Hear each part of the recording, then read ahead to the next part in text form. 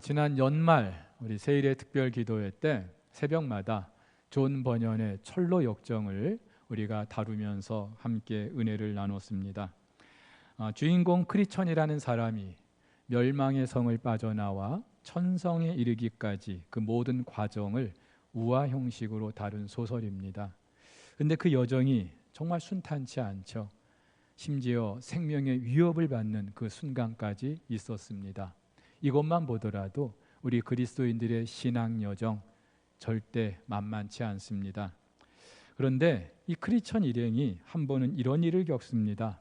천성을 향하던 중에 길을 잘못 들어서 절망거인의 그 지하 감옥에 갇히게 됩니다. 어둡고 지저분하고 고약한 냄새가 진동하는 곳입니다. 이곳에 수일 동안 갇혀서 아무것도 먹지 못합니다. 오히려 거인에게 몽둥이로 실컷 두들겨 맞고 거의 실신 지경까지 이르게 됩니다. 아니나 다를까요?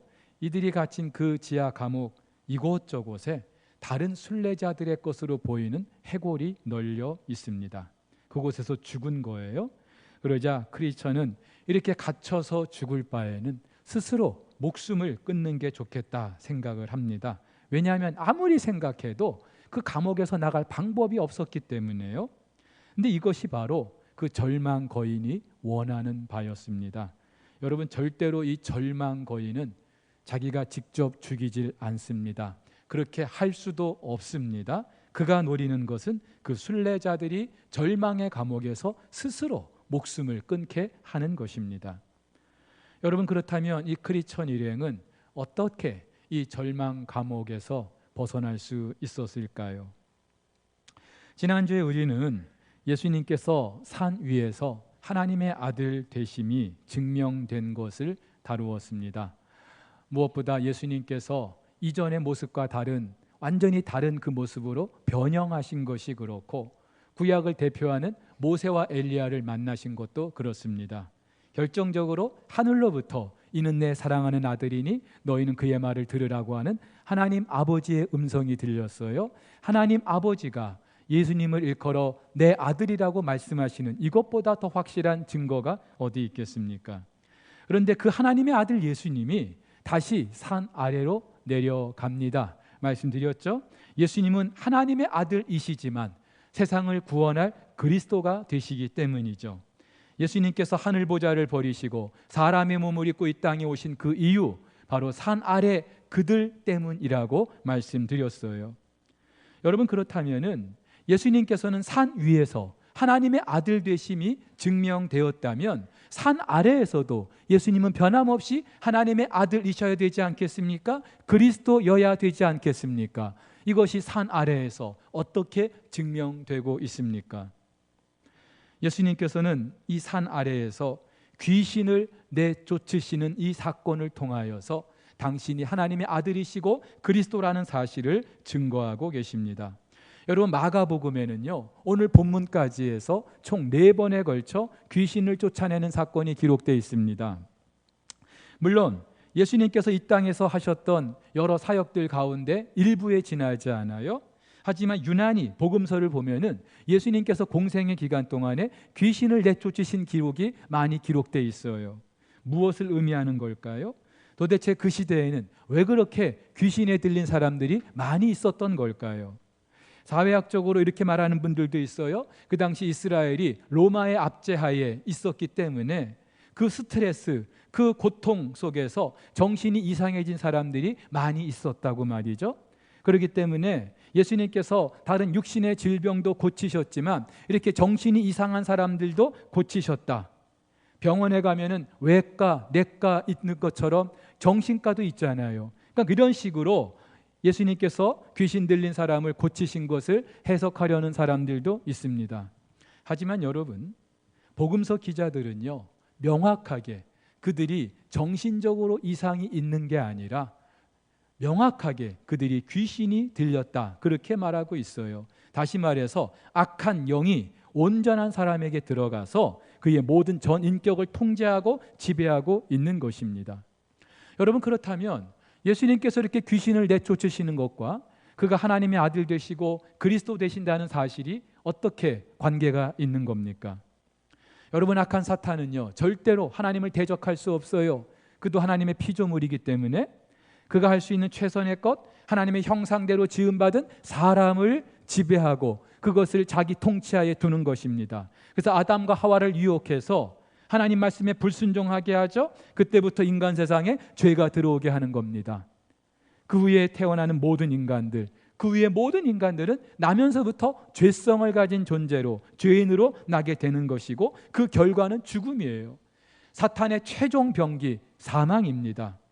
그래서 바울은 이런 인생을 일컬어서 허물과 죄로 죽었다고, 죽을 수밖에 없었던 게 아니라 죽었다고, 그리고 공중의 권세 잡은 자를 따라 본질상 나면서부터 진노의 자녀가 되었다고 그렇게 말하고 있습니다. 따라서 이대로 계속 간다면 우리 인생의 최종 종착역은요 지옥이 되는 거예요. 단지 육신의 죽음만을 말하는 게 아니라 죽음 이후 영원한 지옥의 고통을 우리가 겪게 된다는 말입니다. 사실 이 천국과 지옥 이야기해도 믿지 못하는 사람들 많이 있어요. 근데 그들이 믿지 않아도 괜찮아요. 그들이 믿지 않는다고 천국과 지옥이 없어지는 것 아니기 때문이죠. 근데 여러분, 죽음 이후에 영원한 지옥, 이것도 너무나 끔찍하고 고통스러운 일이지만 이 땅을 사는 동안에도 악한 영은요 한 인격체를 완전히 파멸에 이르게 합니다. 얼마 전에 있었던 소위 N번방 사건, 여러분 어떻게 사람의 탈을 쓰고 그런 끔찍한 일을 계획하고 저지를 수 있습니까? 근데 그 도모자들이 몇 살이에요? 이제 10대 후반 아니면 20대 초반의 젊은이들이에요. 도대체 이 아이들이 이제까지 세상을 살면서 무슨 세상의 때가 그렇게 많이 묻어가지고 그런 엄청난 일을 계획하고 그런 죄를 범할 수 있단 말입니까? 근데 그들만 그렇습니까? 우리 주변을 보세요. 이런저런 각종 중독에 시달려 있는 사람들 보세요. 또 정말 입으로 담지 못할 그런 끔찍한 죄악을 범하는 사람들 보세요. 이게 사람이 하는 일이겠습니까? 아니죠. 그 배후에 악한 영이 한 인격체를 사로잡아서 완전히 파멸에 이르게 하고 있는 거예요. 오늘 본문에 한 귀신 들린 아들도 그렇습니다. 어릴 때부터 귀신이 들렸대요. 제대로 된 삶을 살 수나 있었겠습니까? 말도 못하고 듣지도 못하고 어디서든지 거꾸러져서 거품을 흘리고 이를 갈면서 파리해져 간다고요. 심지어 귀신은 이 아이를 죽이려고 불과 물에 자주 던졌다고 합니다. 제대로 살 수 있었겠어요? 정상적인 인격체로 살 수 있었겠습니까?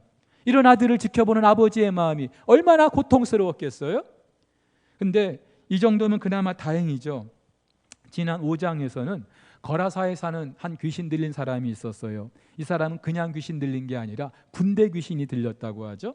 그래서 밤낮 무덤 사이에서 괴성을 지르면서 그 힘이 엄청나서 사람들이 쇠사슬을 갖다가 묶어도 다 끊어버리고 돌로 자기 몸을 상하게 하면서 한마디로 정상적인 사람의 모습을 하고 있지 못하는 거예요. 사랑하는 성도 여러분, 죄가 이렇습니다. 여러분, 죄는요 반드시 어떤 한 가지 죄만으로 끝나게 하지 않아요.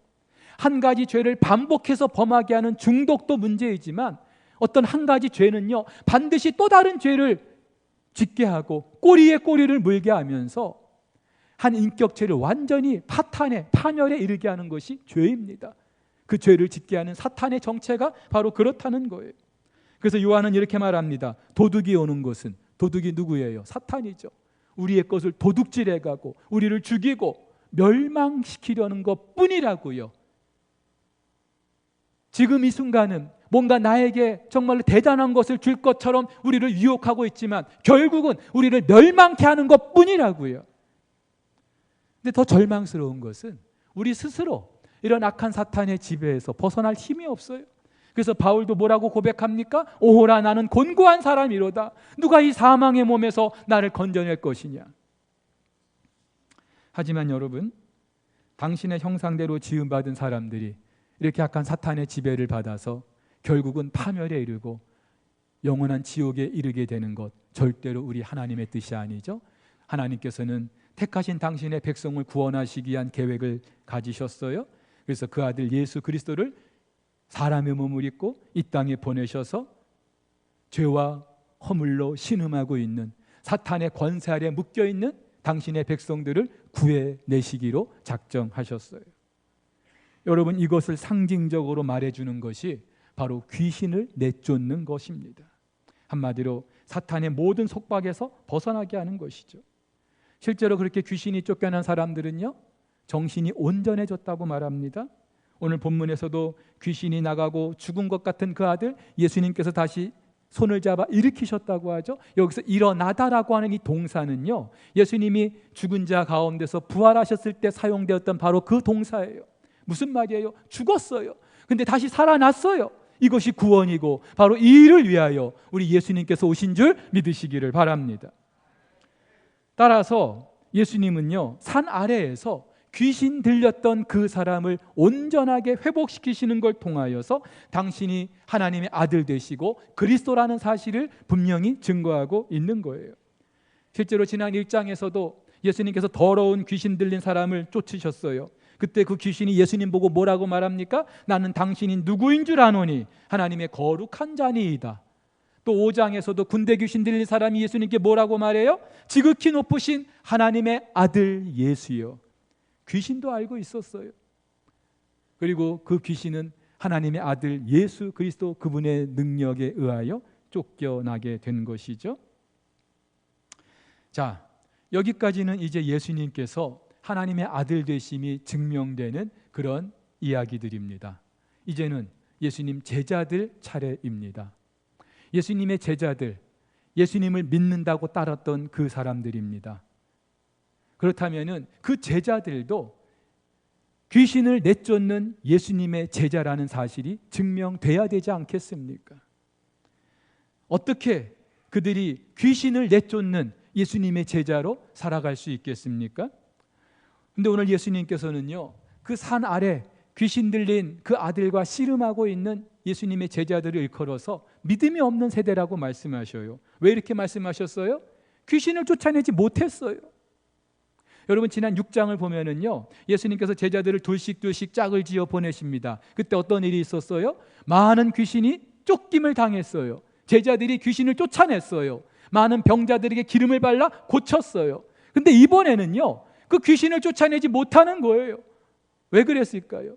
그때 귀신보다 더 강했기 때문일까요? 아니요. 예수님께서는 그들의 믿음이 없기 때문이라고 말씀하십니다. 같은 사건을 다루고 있는 마태복음에서는요, 어찌하여 귀신을 쫓아내지 못했습니까? 이렇게 묻는 제자들에게 예수님 뭐라고 말씀하셔요? 너희 믿음이 작은 까닭이다. 너희 믿음이 작은 까닭이다. 우리는 예수님의 제자들에게 믿음이 있었는데 그 믿음이 시간이 지나면서 줄어든 것으로 생각할 수 있어요. 근데 여러분, 절대로 그렇지 않습니다. 예수님은 바로 이어서 뭐라고 말씀하셔요? 너희 믿음이 겨자씨만큼만 있어도 산을 명하여 옮기라 할 것이다. 예? 그러니까 제자들에게 그 당시는요, 그 겨자씨만한 믿음도 없었던 거예요. 믿음이 작은 게 아니라 적은 게 아니라 없었던 거예요. 그래서 너희 믿음이 작은 까닭이다. 이것을 영어 성경에서는요, 너희 믿음이 없기 때문이다. Because of your unbelief. 예, 그렇게 말하고 있어요. 너희 믿음이 없기 때문이다. 여러분, 그렇다면 왜 예수님께서는 제자들에게 믿음이 없다고 말씀하시는 걸까요? 도대체 믿음이 무엇입니까? 예, 여기서 말하는 믿음은요, 다른 거 아니죠. 예수님이 하나님의 아들 되시고 그리스도 되신다는 걸 믿는 거예요. 근데 여러분, 이상하죠? 얼마 전에 빌립보 가이사야에서 베드로는요, 예수님이 하나님의 아들이시며 그리스도이십니다 고백했어요. 아마 다른 제자들도 동의했을 거예요. 그렇다면 믿음이 없다고 말할 수 없잖아요. 근데 왜 예수님께서는 너희 믿음이 없기 때문이다 이렇게 말씀하고 있는 걸까요? 여기서 우리는요, 믿음의 정체에 대해서 다시 한번 생각해 보게 됩니다. 우리는 흔히 믿음을 자기 신념이라고 생각할 때가 있어요. 소위 말하는 긍정적인 사고방식, 할 수 있고 하면 된다라고 하는 적극적인 사고방식, 이걸 믿음이라고 생각하는 분들이 있어요. 하지만 여러분, 믿음은 그런 게 아니죠. 믿음은요, 예수가 하나님의 아들 되심, 그리스도 되심에 대한 바로 분명한 확신과 고백이 있는 거예요. 근데 이것은요, 절대로 내 안에서 나올 수 있는 게 아니에요. 믿음의 대상이신 예수 그리스도께서 우리에게 이 믿음을 주셔야 이 믿음을 가질 수 있는 거예요. 그래서 바울도 믿음은 하나님의 선물이라고 그렇게 말하고 있지 않습니까? 여러분, 그렇다면 예수님은요, 제자들이 믿음이 없다는 이 사실과 이것을 좀 더 구체적으로 어떻게 지금 드러내고 계십니까? 마태와 다르게 마가는요, 왜 우리가 귀신을 쫓아내지 못했습니까? 이렇게 묻는 제자들에게 예수님이 이렇게 말씀하시죠. 이르시되 기도 외에 다른 곳으로는 이런 종류가 나갈 수 없느니라. 기도 외에, 기도를 말씀하셔요. 다시 말해서 제자들이 귀신을 내쫓기 위해서 기도하지 않았다는 거예요. 그러면은 도대체 믿음이 없는 것과 기도하지 않는 것이 무슨 상관이 있는 걸까요? 여러분, 오늘 산 아래에서 예수님의 제자들이 어떤 마음으로 그 귀신을 쫓아내려고 했을까요? 아까 말씀드렸어요. 전에도 귀신을 쫓아낸 기억이 있어요. 그렇기 때문에 아마 그 기억에 사로잡혀 있었을 거예요. 그러면서 한 아버지가 귀신 들린 아들을 데리고 왔을 때 뭐 이 정도쯤이야 우리는 충분히 할 수 있겠다 하면서 귀신을 쫓아내려고 했을 거예요. 바로 이거죠. 예수님께서 왜 기도 외에 다른 것으로는 이런 종류가 나갈 수 없다고 말씀하셨는지, 제자들은요, 귀신 들린 그 아들을 두고 기도하지 않았어요. 예수님이 말씀하셨기 때문에 분명한 것이죠. 대신에 그들은요, 자기들의 능력을 신뢰합니다. 더 정확히 말씀드리면 자기들에게 그런 능력이 있다고 착각한 거예요. 이래봬도 우리가 예수님과 한솥밥 먹은 지 얼마나 됐는데, 그리고 전에도 우리가 귀신을 내쫓은 기억이 있는데 이 정도쯤이야 자기들 힘으로 해보려고 했던 것이죠. 근데 여러분, 우리가 분명히 알아야 될 게 있어요. 마가복음 6장에서 예수님의 제자들이 귀신을 내쫓을 수 있었던 것, 무엇 때문입니까? 예수님께서 그때 제자들에게 무엇을 주셨어요? 더러운 귀신을 제어하는 권능을 그들에게 주셨기 때문에, 그 권능 때문에 그들이 귀신을 내쫓을 수 있었던 거지, 자기들이 잘나서가 아니고 그들에게 능력이 있어서가 절대 아니었어요. 여러분, 그렇다면은 이번에도 예수님께서 그 능력을 주셔야만 했고요, 그 능력을 구해야만 하는 것이 마땅치 않습니까? 왜냐하면은 귀신은요, 아무리 내가 뭐 능력이 있고 공부 많이 했고 교회 열심히 다닌다고 쫓겨나가는 게 아니라 예수 그리스도 그분의 이름으로, 그분의 능력으로 쫓겨나가기 때문인 줄 믿으시기를 바랍니다. 어떻게 해야 돼요? 기도해야 되겠죠. 근데 기도 안 했어요. 적어도 이 순간 제자들에게 예수님이 하나님의 아들이시고 그리스도 되신다는 그 믿음이 없었어요. 악한 귀신은 하나님의 아들 예수 그리스도 그분의 능력으로 쫓겨나간다는 사실을 잊은 거예요. 그 권세가 자기들에게 있는 것처럼 착각한 거예요. 그래서 기도하지 않았어요. 이것이 믿음이 없는 증거가 되는 거예요. 근데 여러분, 우리도 다르지 않죠. 저나 여러분들도 뭔가 믿는 구석이 있으면 우리 기도 안 해요. 그렇죠? 기도가 그렇게 능력이 있고 기도를 통하여 하나님이 역사하시는 줄 알면서도 좀 등 따시고 배부르면은요, 기도 안 해요. 숨 넘어갈 때는요, 하나님 나 좀 제발 살려주십시오, 그렇게 부르짖다가도 숨 좀 쉴만 하면은요, 기도 안 해요. 이게 얼마나 간사한 우리 인간들의 모습입니까? 근데요, 기도 안 하면은 기도만 안 하는 게 아니에요. 여러분 착각하지 마세요. 기도만 안 하는 게 아니라 기도하지 않음으로써 나도 모르는 사이에 하나님과 나와의 관계가 점점 멀어지고 있다는 거예요. 이 결과가 무엇을 말하는지 여러분 잘 아실 거 아니에요. 그래서 하나님께서는요, 우리가 원치 않아도 우리를 더 가까이 두시려고 우리 인생에 걸림돌을 두시기도 하는 거예요. 장애물을 두시는 거예요. 왜? 그것 때문에 엎드리게 하시려고, 그것 때문에 하나님께 더 가까이 우리를 붙들어 두시려고. 사랑하는 우리 성도 여러분, 예수님께서 하나님의 아들 되시고 그리스도 되심을 믿습니까? 분명히 대답해 보세요. 예수님께서 하나님의 아들이시고 그리스도 되심을 믿습니까? 여러분, 그 믿음이 어떻게 드러나야 될까요? 어떻게 드러나야 될까요? 여러 가지가 있을 거예요. 근데요, 가장 중요한 게 있어요. 예수님이 하나님의 아들이시고 그리스도 되심을 믿는다면 저는 주님 없으면 살 수 없습니다. 주님 도우시지 않으면 난 아무것도 아닙니다. 그 마음으로 하나님께 엎드리는 거예요. 바로 여기서 저와 여러분들의 그 믿음이 증명되는 줄 믿으시기를 바랍니다. 오늘 귀신 들린 아버지, 그 아이의 아버지도 마찬가지였어요. 처음에는요, 믿음이 없었어요. 제자들이 귀신을 쫓아내지 못하는 걸 보고 실망했겠죠. 예수님이 내려오셨는데도 혹시나 했겠죠. 그래서 선생님이요 하면서 혹시 하실 수 있거든 조건을 내걸고 있어요. 믿음이 없었던 거예요. 근데 이런 아버지의 믿음이 어떻게 드러나고 있습니까? 24절에 곧 그 아이의 아버지가 소리를 질러 이르되 내가 믿나이다. 나의 믿음 없는 것을 도와주소서. 내가 믿나이다. 이 순간 이 아들의 아버지는 어떤 마음이었을까요? 땅에 납작 엎드려서 예수님, 나는 믿음이 없는 건 맞습니다. 하지만 예수님의 능력 아니면 이 아들은 고침을 받을 수 없습니다. 무릎을 꿇었던 것이죠. 여러분, 이게 믿음이고요. 이때 바로 능력이 나타나는 줄 믿으시기를 바랍니다. 금식 기간에 감림산기도원 이용란 그 원장님의 간증을 들을 일이 있었어요.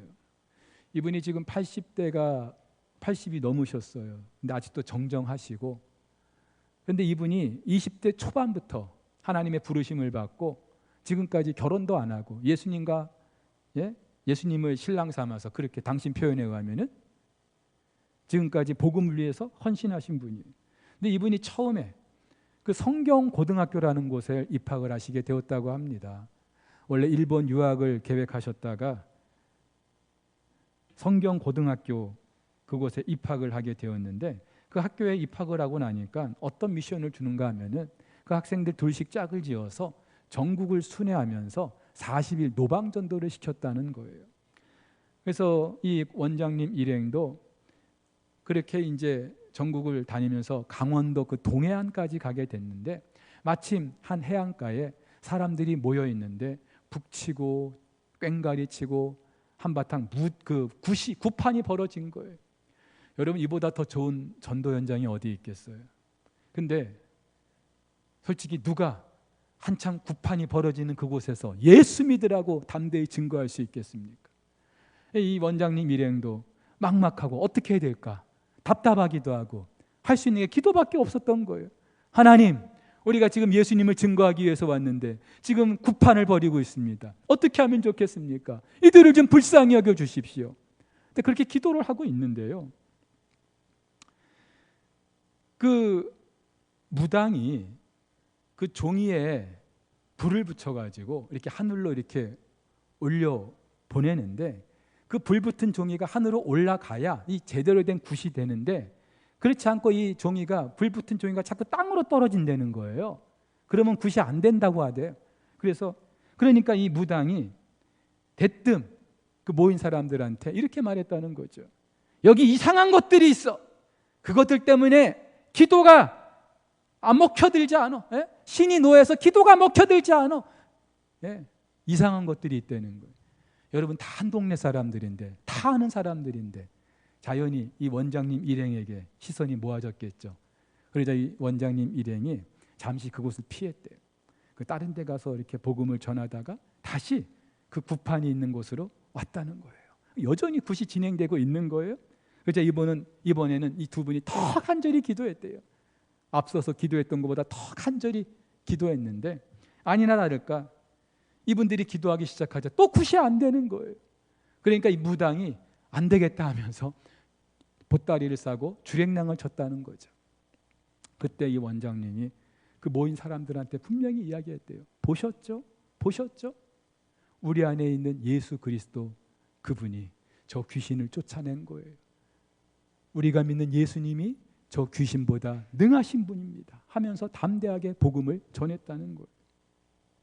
여러분, 이용란 원장님 보신 분들 계실지 모르겠는데 여자분이 있는데 카리스마가 정말 남다른 분입니다. 이 영적인 아우라가 정말 대단한 분이에요. 그렇다면은 원래 그런 분이니까 그분의 능력이 탁월해서 귀신이 쫓겨나간 걸까요? 아니죠. 아니죠. 원장님이 탁월해서가 아니라 그 원장님 안에 계신 예수 그리스도 그분의 능력으로 귀신이 쫓겨 나간 거예요. 좀 더 정확히 말씀드려볼까요? 그 순간 하나님 도와주십시오. 예수의 능력으로 이 모든 귀신이 쫓겨나가게 해달라고 하는 이 원장님 일행의 간절한 기도가 그와 같은 역사를 이루어낸 줄 믿으시기를 바랍니다. 그래서 오순절 성령 강림 이후에 베드로와 요한이 성전 미문에 나면서부터 안진뱅이 된 그 사람을 향하여 뭐라고 말해요? 베드로가 이르되 은과 금은 내게 없거니와 내게 있는 이것을 내게 주노니 나사렛 예수 그리스도의 이름으로 일어나 걸으라. 베드로 자기가 일으켜 세우는 게 아니라 예수 그리스도 이름으로 일어나 걸으라고. 왜요? 예수의 이름에 능력이 있기 때문에. 자, 그런데 이제 정말 중요한 게 있어요. 나 아닌 다른 사람에게 이 귀신이 들어갔다면 우리가 예수의 이름으로 그 귀신을 쫓아낼 수 있어야 될 텐데, 나는요, 여러분 자신은 어떻게 할 건데요? 내 안에도 귀신이 있거든요. 아무리 신앙생활 모태신앙이고 수십 년 했어도요, 우리 믿는 그리스도인 안에도 악한 영이 들어와 있어요. 우리 안에는요, 믿음과 불신이 상존해 있어요. 어떤 때는 이 믿음이 대단한 것 같아요. 근데 또 어떤 때는요, 정말 예수 믿는 사람 맞나 싶을 정도로 예수가 안 믿어지는 거예요. 정말로 불신과 부정과 그런 절망 가운데 살아갈 때가 얼마나 많습니까? 여러분, 그렇다면은 다른 사람들에게 눈길을 돌리기 이전에 내 안에 있는 악한 영부터 쫓아내야 되지 않겠습니까? 여러분, 우리도 시시각각 이 악한 영의 지배를 받고 있어요. 믿음이 있는 것 같아도 순간순간 내 주변의 상황들이, 환경들이 나를요 넘어뜨리고요, 전혀 믿음이 없는 사람처럼 만들어버릴 때가 있다 이 말이에요. 평상시에는 마음이 평온하다가도, 잔잔한 호수 같다가도 누군가의 말 한마디 때문에 내 마음에 큰 풍랑이 일어날 때가 얼마나 많이 있습니까? 그래서 부정적인 생각에 사로잡히고 나 스스로 안 될 것 같고 절망에 빠질 것 같은 그런 생각을 할 때가 얼마나 많이 있습니까? 왜요? 내 안에 성령이 아니라 악한 영이 역사하고 있기 때문에. 어떻게 될까요? 이때 내 안에 있는 악한 영을 어떻게 쫓아낼 수 있겠어요? 방법은 단 한 가지예요. 기도예요. 기도. 철로역정의 크리스천 일행, 그렇게 절망거인의 감옥에 갇혀 있을 때 그들이 빠져나올 수 있었던 방법은 역시나 기도였습니다.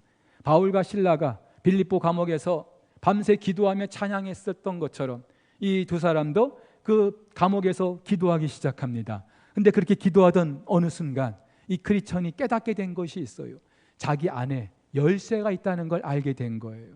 자기 품 안에 열쇠가 있었어요. 근데 이 열쇠는 누가 그 순간에 이 크리스천에게 옛다 열쇠 이렇게 건네준 게 아니라 원래부터 있었어요. 근데 이걸 모르고 있었어요. 눈앞에 환경이 문제가 더 커 보였던 것이죠. 근데 기도하는 중에 이 열쇠가 있다는 걸 깨닫게 되고 그 열쇠를 가지고 감옥 문을 열고 탈출에 성공하게 됩니다. 여러분 보세요. 기도하면은 문제가 해결됩니다. 15명만 대답을 하셨어요. 기도하면 문제가 해결돼요? 근데 여러분, 기도하면서 우리가 누릴 수 있는 가장 큰 은혜가 뭔지 아세요? 내가 너와 함께 할 것이다 라고 하는 우리 하나님의 그 변함이 없는 말씀을 내가 비로소 붙들게 된다는 사실입니다. 여러분, 기도는요, 당면한 문제를 해결해 주기도 하지만 저와 여러분들을 하나님의 그 보좌 앞으로 더 가까이 이끌어가는 그런 능력이 있어요. 그리고 말씀 앞으로 우리를 이끌어가는 능력이 있어요.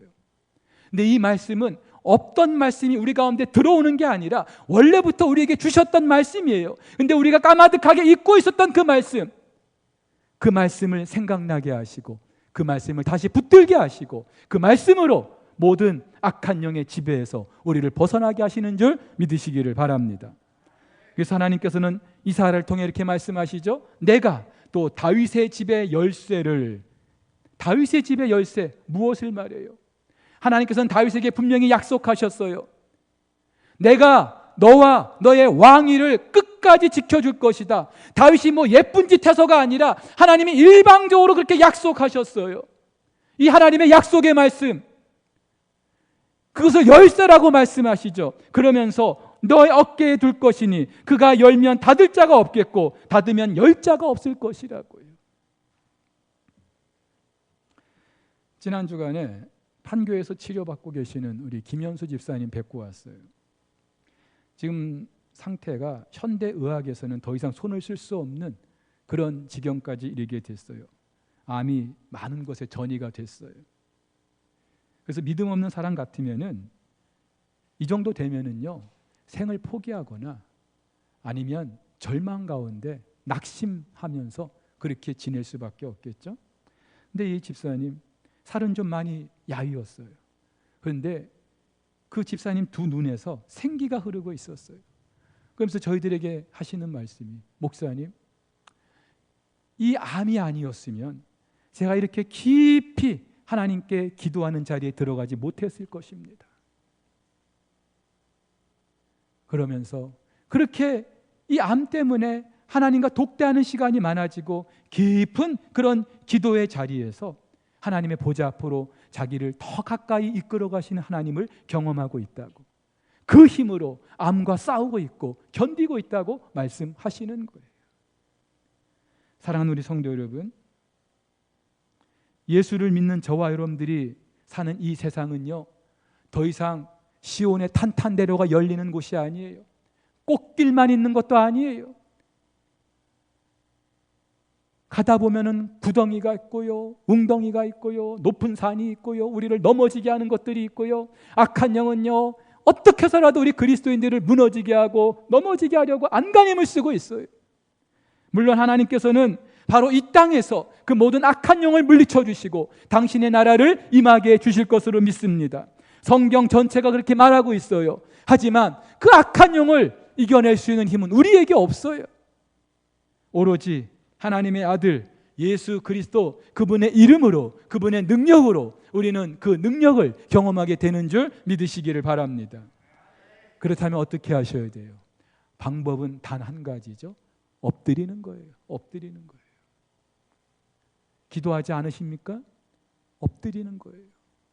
기도하고 계십니까? 더 기도하는 거예요. 더 기도하는 거예요. 예수님께서도 그래서 어떤 문제가 있으셨을 때는요, 밤을 새워 기도하셨어요. 평상시에도 습관에 따라서 새벽 미명에 한적한 곳을 찾아서 하나님과 독대하는 시간을 가지셨던 이유가 바로 여기 있는 거예요. 근데 그분을 따른다고 하면서, 그분을 믿는다고 하면서 정작 우리 그리스도인들은 기도 안 해요. 코로나 때문에 잠시 기도의 자리를 찾는 일이 힘들어졌어요. 모이는 것도 힘들어졌어요. 아직도 사태가 해결되지 않았어요.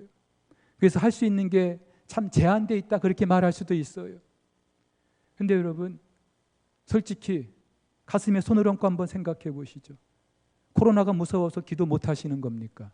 아니면 나도 모르게 이게 습관이 돼서 지금 기도의 자리를 찾지 못하고 있는 것인지. 여러분, 맞아요. 할 수 있는 게 너무나 제한적이에요. 하지만 그래도 우리가 할 수 있는 게 있어요. 그래도 우리가 할 수 있는 게 있어요. 기도하는 거예요. 다시 기도의 자리를 찾는 거예요. 사랑하는 우리 성도 여러분, 기도의 자리에서 저와 여러분들이 하나님의 자녀라는 그 사실, 그리고 예수가 하나님의 아들 되시고 그리스도이심을 믿는 그 믿음이 기도의 자리에서 증명될 수 있기를 주의 이름으로 축복합니다.